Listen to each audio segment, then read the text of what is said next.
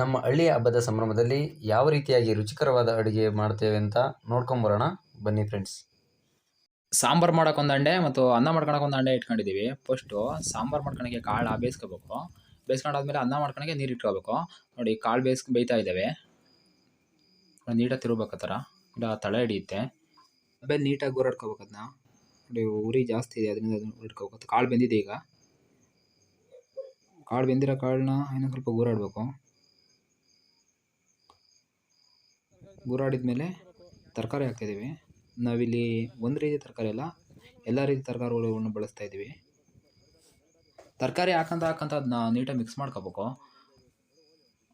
ಪಾತ್ರೆ ತುಂಬ ಅದು ಮಿಕ್ಸ್ ಆಗಬೇಕು. ನೋಡಿ ಎಲ್ಲ ತರಕಾರಿನೂ ಹಾಕ್ತಿದ್ದೀವಿ. ಈಗ ತರಕಾರಿ ಎಲ್ಲ ಹಾಕ್ಬಿಟ್ಟು ನೀಟಾಗಿ ಮಿಕ್ಸ್ ಮಾಡ್ಕೋಬೇಕು. ನೋಡಿ ಆ ಥರ ತಿರ್ಕೋಬೇಕು. ಅದನ್ನ ಪಲ್ಯದ ರೀತಿ ಬಂದಿದ್ದು ಗುರಾಡ್ತಾ ಇರ್ಬೇಕು. ಅದನ್ನ ನೀಟಾಗಿ ತರಕಾರಿ ಎಲ್ಲ ಮಿಕ್ಸ್ ಮಾಡ್ಕೋಬೇಕು. ಮಿಕ್ಸ್ ಮಾಡಿದ್ಮೇಲೆ ಟೊಮೊಟೊ ಹಾಕೋಣ. ಅದಕ್ಕೆ ಟೊಮೊಟೊ ಹಾಕ್ಕೊಂಡು ಮಿಕ್ಸ್ ಮಾಡ್ಕೋಬೇಕು.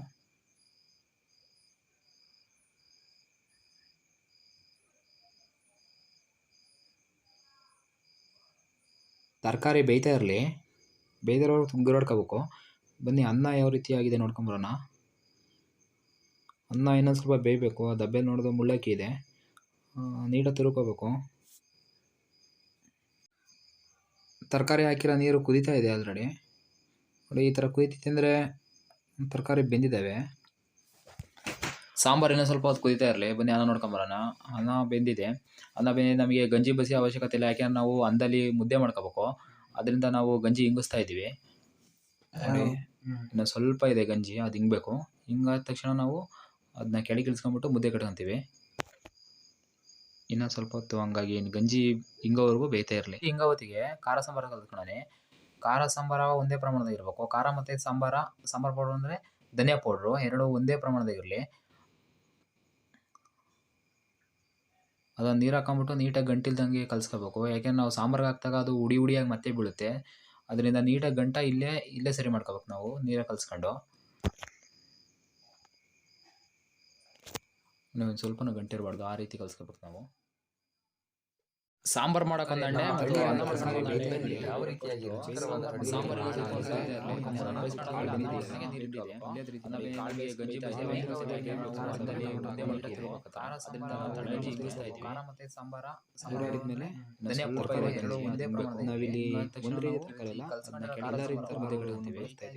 ನೀರು ಹಾಕೊಂಡ್ಬಿಟ್ಟು ನೀಟಾಗಿ ಗಂಟಿಲ್ ತರಕಾರಿ ಮತ್ತೆ ಬೀಳುತ್ತೆ. ಈ ನೀಟಾಗಿ ಸರಿ ಮಾಡ್ಕೊಂಡು ಕಲ್ಸ್ಕೊಂಡು ಖಾರ ಸಾಂಬಾರು ಮಿಕ್ಸ್ ಆದಮೇಲೆ ಹುಣಸೆ ಹುಳಿ ಹಾಕೋಬೇಕು. ನೋಡಿ ಹುಣಸೆ ಹುಳಿ ಆ ರೀತಿ ಎಲ್ಲ ಕಡೆ ಖಾರ ಸಾಂಬಾರಲ್ಲಿ ಮಿಕ್ಸ್ ಮಾಡ್ಕೊತಿರ್ಬೇಕು. ಸ್ವಲ್ಪ ಉಳಿದಿದೆ, ಅದನ್ನು ಕೂಡ ನಾವು ಹಾಕೊಂತಿದ್ದೀವಿ. ಮಿಕ್ಸ್ ಮಾಡ್ತಿರ್ಬೇಕಾದ್ರೆ ಸ್ವಲ್ಪ ಒಗ್ಗರಣೆ ಮಾಡ್ಕೊಳ್ಳಿ. ಒಗ್ಗರಣೆ ಮಾಡ್ಕೊಳಕ್ಕೆ ಎಣ್ಣೆ ಬೇಕು, ದಬ್ಬೆ ಬಿಡಬಾರ್ದು. ಆ ರೀತಿಯಾಗಿ ಎಣ್ಣೆ ಒಂದು ತಪ್ಪಲಿಗೆ ಹಾಕೊಂತಿದ್ದೀವಿ. ಎಣ್ಣೆ ತಪ್ಪಲೆ ಹಾಕಿಬಿಟ್ಟು ಅದಕ್ಕೆ ಕರಿಬೇವಿನ ಸೊಪ್ಪು ಹಾಕಿ ನೀಟಾಗಿ ಬಾಡಿಸ್ಕೋಬೇಕು. ಬಾಡಿಸ್ಕೊಂಡಾದ್ಮೇಲೆ ಸ್ವಲ್ಪ ಈರುಳ್ಳಿ ಹಾಕೋಣ. ಅದಕ್ಕೆ ಸಾಂಬಾರ್ಗೆ ಹಾಕೋಕ್ಕೋಸ್ಕರ ಇದು ಮಾಡ್ಕೊತಿರೋದು ನಾವು. ಎರಡು ನೀಟಾಗಿ ಮಿಕ್ಸ್ ಮಾಡ್ಕೊತಿದ್ದೀವಿ. ನೋಡಿ ಕ್ಲೀನಾಗಿ ಮಿಕ್ಸ್ ಆಗ್ತಿದೆ. ಈಗ ಮಿಕ್ಸ್ ಆಗೋದಕ್ಕೆ ಶುಂಠಿ ಬೆಳ್ಳುಳ್ಳಿ ಪೇಸ್ಟು ಮತ್ತು ಹಸಿಮೆಣಸಿನ್ಕಾಯಿ ಪೇಸ್ಟ್ನ ಅದಕ್ಕೆ ಮಿಕ್ಸ್ ಮಾಡ್ಕೊತಿದ್ದೀವಿ. ನಾವು ಮಾಡ್ಕೊಂಡಿರೋ ಒಗ್ಗರಣೆ ಡೈರೆಕ್ಟಾಗಿ ನಾವು ಸಾಂಬಾರ್ಗೆ ಹಾಕ್ತಾಯಿದ್ದೀವಿ. ಸಾಂಬಾರ್ಗೆ ಹಾಕೊಬಿಟ್ಟು ನೀಟಾಗಿ ಒಂದು ದಬ್ಬೆಯಲ್ಲಿ ಮಿಕ್ಸ್ ಮಾಡ್ಕೋಬೇಕು. ಮಿಕ್ಸ್ ಮಾಡಿ ಸ್ವಲ್ಪ ಹೊತ್ತಾದ್ಮೇಲೆ ಕುದಿಯತ್ತಿದ್ಮೇಲೆ ಸಾಂಬಾರು ರೆಡಿ ಆಯಿತು ಅಂತ.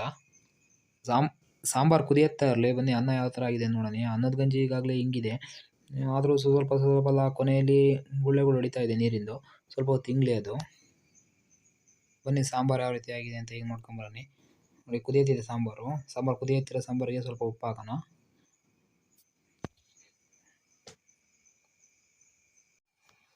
ನಾವು ಅನ್ನನ ಏನಕ್ಕೆ ಹಿಂಗಿಸ್ಕೊಂಡ್ವಿ ಅಂದರೆ, ಈಗ ಅನ್ನದಿಂದ ನಾವು ಉಂಡೆ ಕಟ್ಕೊತೀವಿ. ಇದು ನಮ್ಮ ಸಂಪ್ರದಾಯ.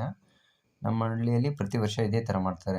ಇವಾಗ ಖಾರ ಹಬ್ಬ ಇರುತ್ತಲ್ಲ, ಖಾರ ಹಬ್ಬದ ಮಾರನೇ ದಿನ ನಮ್ಮೂರಲ್ಲಿ ಈ ಥರ ಮಾಡ್ತಾರೆ. ಅಂದುಂಡೆ ಕಟ್ಟಿ ಬಂಡೆ ಮೇಲೆ ಯಾವುದೇ ತಟ್ಟೆ ಉಪಯೋಗಿಸ್ದಲೇ ಬಂಡೆ ತೊಗೊಂಡು ಬಂಡೆ ಮೇಲೆ ಊಟ ಮಾಡ್ತಾರೆ.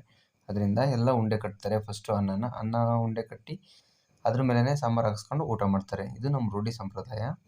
ನಿಮ್ಮೂರಲ್ಲೂ ಕೂಡ ಇದೇ ಥರ ಪದ್ಧತಿ ಇದ್ದರೆ ಕಮೆಂಟ್ ಮಾಡಿ ತಿಳಿಸಿ ನಮಗೆ. ಯಾವ ಥರ ಮಾಡ್ತಾರೆ ಅಂತ. ನಮ್ಮೂರಲ್ಲಿ ಕಾರ ಹಬ್ಬ ಅಂದರೆ ಹಸುಗಳಿಗೆ ನೀಟಾಗಿ ಅಲಂಕಾರ ಮಾಡಿ ಹೊರಡಿಸ್ತಾರೆ. ಬನ್ನಿ ಇವಾಗ ಅಂದುಂಡೆನ ಸವಿಯೋಣ, ಯಾವ ಥರ ಇದೆ ಅಂತ ನೋಡೋಣ ಬನ್ನಿ.